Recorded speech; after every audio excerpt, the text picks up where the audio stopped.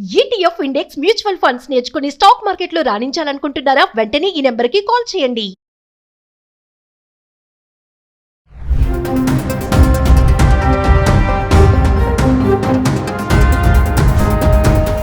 నమస్తే, welcome back to Suman TV. Present మనతో పాటు ఉన్నారు TEDx speaker, legendary award winner in real estate, realtor oxygen founder and CEO doctor Nandi Rameshwar Rao గారు. నమస్తే sir. మరి అమెరికా అధ్యక్షుడు ట్రంప్ కి యుఎస్ కోర్ట్ బిగ్ షాక్ ఇచ్చిందని అనుకోవాలి. ఈ H1B వీసా ఫీజు విషయంలో ఏదైతే నడుస్తుందో, స్టార్టింగ్ నుంచి చూసుకుంటే ఎప్పుడైతే అధికారంలోకి వచ్చాడో అప్పటి నుంచి బర్త్ రైట్ సిటిజన్షిప్ కానీ, ఇల్లీగల్ ఇమిగ్రెంట్స్ కానీ, పార్ట్ టైం జాబ్స్ చేయొద్దు F1 స్టూడెంట్స్ అని చెప్పేసి, క్యాంపస్లోనే చేయాలి, బయట చేయొద్దు అనేసి, ఇప్పుడు కొత్తగా H1B వీసా ఫీజు విషయంలో కూడా ఈ చర్చ జరుగుతుంది, కోర్టు వరకు వెళ్ళింది. మరి శాన్ ఫ్రాన్సిస్కోలోని ఫెడరల్ కోర్ట్ దీన్ని పిటిషన్ దాఖలు చేయడం జరిగింది. మరి అక్కడి నుంచి చూసుకుంటే ఒకసారి ఇది మరి షాకే అనుకోవాలా? వివరాల్లోకి వెళ్తే, the world biggest position, biggest man the entire globe. ఎన్ని కంట్రీస్ అన్ని కంట్రీలకి బాస్ మన ట్రంప్ గారు. సో ట్రంప్తో పెట్టుకుంటే, నేను చెప్పాను, ట్రంప్తో పెట్టుకుంటే మజాక ఉండదు. Hit out or get out. క్రికెట్లో hit out or get out అంట, అయితే కొట్టు 6 లేదా అవుట్ అవ్వని. అట్లా ఈయన ఏంటంటే, ఆయన ఉద్దేశం చాలా మంచిది, కానీ ఆ ఉద్దేశం సెల్ఫిష్ అవ్వడం వల్ల మిగతా కంట్రీలకి ఇబ్బంది అవుతుంది. బైలాటరల్ రిలేషన్స్ అంటే మా ఇంటికి వస్తే ఏం తెస్తాం, మీ ఇంటికి వస్తే ఏం పెడతాం సామెత తెలుగులో. అంటే రెండు పక్కల ఒకటికే ఎఫెక్ట్. మా ఇంటికి వస్తే ఏం తెస్తావు, మీ ఇంటికి వస్తే ఏం పెడతావు, అంటే వన్ సైడెడ్ అఫేర్ అది. అట్లా ఇక్కడ ఏమవుతుందంటే, వాళ్ళ కంట్రీ నుండి వ్యతిరేకత అనిపిస్తున్నాడు, ఫేస్ చేస్తున్నాడు ఆయన ట్రబుల్స్. ఎందుకంటే ఆయన ఎలక్షన్లో ఏం చెప్పాడు, ఇమిగ్రేషన్ కట్ చేసి ప్రాసెస్ టైట్ చేసి బయట వాళ్ళు తాగనీయకుండా చేస్తాను. ఎందుకంటే వాళ్ళ ఓన్ సిటిజన్స్కి జాబులు దొరకట్లేదు. అంత ఐక్యూ లెవెల్స్ ఉండాలి. ఇప్పుడు మన శాలరీ ఇస్తున్నాడు, ఎందుకు ఇస్తారు? బట్ నాలెడ్జ్ చూసి ఇస్తారు కదా. ఐక్యూ లెవెల్ లేకపోతే ఎందుకు ఇస్తాడు? సో మన వాళ్ళు, నేను చెప్పాను వీసాలో 71% ఇండియన్సే ఉన్నారు. సో మన వాళ్ళు అరేంజ్ చేయడం, వాళ్ళు డైజెస్ట్ చేసుకుంటారు. వాళ్ళు ఏమంటారంటే, ఎవడో బయట నుండి వచ్చి ఇక్కడ ఇలా చేస్తారు ఏంటని. సో ప్రాసెస్ అనేది బాగా టైట్ చేశారు. మన కదా ఎవ్రీ మంత్ ఏదో చేంజ్ అవుతూనే ఉంది. లెక్కి టిప్ తీయడం కానీ, స్టెమ్ ఓపీటీ కానీ, స్టెమ్ ఓపీటీ కానీ, అంటే రకరకాలు ఉన్నాయి. సైన్స్, టెక్నాలజీ అంటే అక్కడికే వెళ్ళాలి మనం. అక్కడ ఉన్నంత డెవలప్మెంట్ ఇంకెక్కడా లేవని ఇప్పుడు డెవలప్ అవుతున్నాయి. సో అట్లానే ఎఫెక్ట్ అనేది ఇంతవరకు టెక్ మీద ఉండేది. ఇప్పుడు software beyond pharma, medical, doctors, nurses, hospitality industries కూడా మినహాయించేయడం. అంతమంది ఇప్పుడు మినహాయింపు లేదు, వాళ్ళు కూడా. సో ఒక్కసారి అవుట్ ఆఫ్ కంట్రీ వచ్చాడంటే లోనకు రావడం గగనాలే. అది చాలా టఫ్. ఎందుకంటే ఎప్పుడు ఏ క్షణంలో ఏ పాయింట్లో ఏ రీజన్లో ఆగుతాడో తెలియదు. సో దీనివల్ల ఏమవుతుందంటే షాకింగ్. ఎందుకంటే నేను ఇప్పుడు ఇలా పెట్టాడు అనుకోండి, చాలా కష్టం కదా. అందరికీ నరుక్కుంటూ పోతే ఇబ్బందే కదా. అంటే ఓన్లీ H1B వీసా అనేది ఐటీ ఎక్స్పర్ట్స్ కే కాదా సార్? కాదు, ఇంకా ఇప్పుడు మీరు అన్నట్టుగా ఎవరైనా ఫారెన్ కంట్రీకి వెళ్ళాలంటే ఉండాలి కదా. మనం మలేషియా వెళ్ళాము, అంతమంది సింగపూర్ వెళ్ళాం. If you're outside then you have to prove your identity, your originality, your citizenship. అందుకనే మనకి ఇప్పుడు ఆధార్ కార్డు ఇండియాలో ఎక్కడ బయట పనిచేయదుగా ఆధార్ కార్డు. ఏం చేస్తారు బయట? అంటే ఒక విషయం చెప్పండి సార్, ఇప్పుడు ఈ H1B వీసాని సవరించడానికి కానీ, రద్దు చేయడానికి కానీ, మరి అమెరికా అధ్యక్షుడు ట్రంప్కి అంత అధికారం లేదు, తను నిర్ణయం తీసుకోవడానికి ఛాన్సెస్ లేవు అంటే? పబ్లిక్తో పోరాటం చేయకూడదు. ఇప్పుడు యూత్, ఎడ్యుకేటెడ్ యంగ్స్టర్స్తో పెట్టుకుంటే ఆ లీడర్ అనేది ఇబ్బంది పడుతుంది. ఇప్పుడు ఈ ఎఫెక్ట్ ఎవరు? కొత్త వాళ్ళకి ఇబ్బంది, స్టూడెంట్స్కి, ఎంఎస్ చేసిన వాడికి ఇది. సో ఈయన దాన్ని బట్టి చూసుకుంటే అఫీషియల్గా నాకు తెలిసి పాసిబిలిటీ కాదు. It has approved several other senates ఉంటాయి, క్యాబినెట్స్ ఉంటాయి. సో ఈయనంతా నిర్ణయం తీసుకోవచ్చు. నిర్ణయం ఓకే చేయాలనేది ఈయన చేతిలో లేదు. ఈయన సైన్ చేస్తాడు, దాని మీద చర్చ జరుగుతుంది, రివ్యూ జరుగుతుంది, డిస్కషన్ జరుగుతుంది. How it is it correct, is it wrong. So ఈయన వేస్తున్నాడు, రూల్స్ ఇస్తున్నాడు. దానికి ఇప్పుడు కొంతమంది కోర్టులో కేసు వేశారు.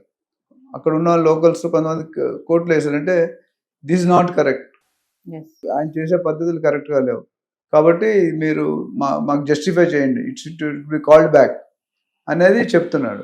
సో అది ఇప్పుడు బర్త్ టూరిజం ఇంకా నడుస్తుంది. ఏం డిసిషన్ తీసుకు 150 సంవత్సరాలు పెట్టిన బర్త్ టూరిజం తీసేస్తానని సైన్ పెట్టాడు.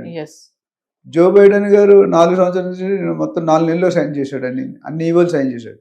బట్ మన ఈగోయిజమో, మన పౌరుషంతోనో, మన పవర్తోనో, మన పగ, కక్ష, ద్వేషంతో పెడితే పబ్లిక్ ఒప్పుకోరు కదా.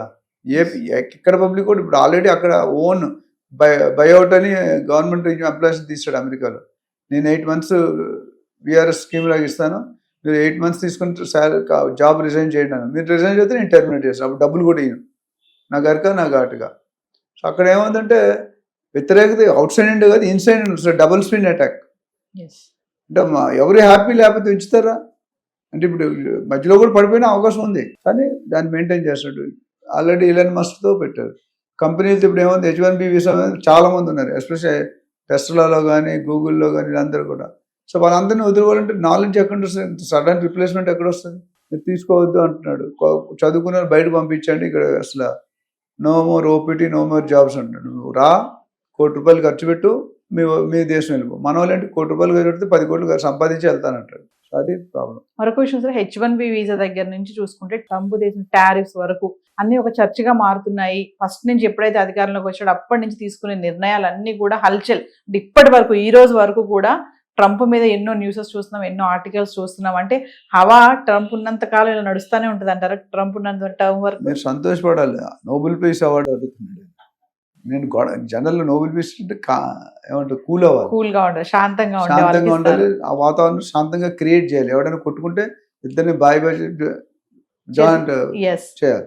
కానీ నా నోబెల్ పీస్ అవార్డు అనేది గొడవలు చేసినది, అల్లరి చేసినది, మిగతా దేశాలను ఇబ్బంది పెట్టినది, ఇమిగ్రేషన్ ప్రాసెస్ మార్చినది, ఎక్కిడిపి తీసేసినది, ఇవన్నీ కూడా.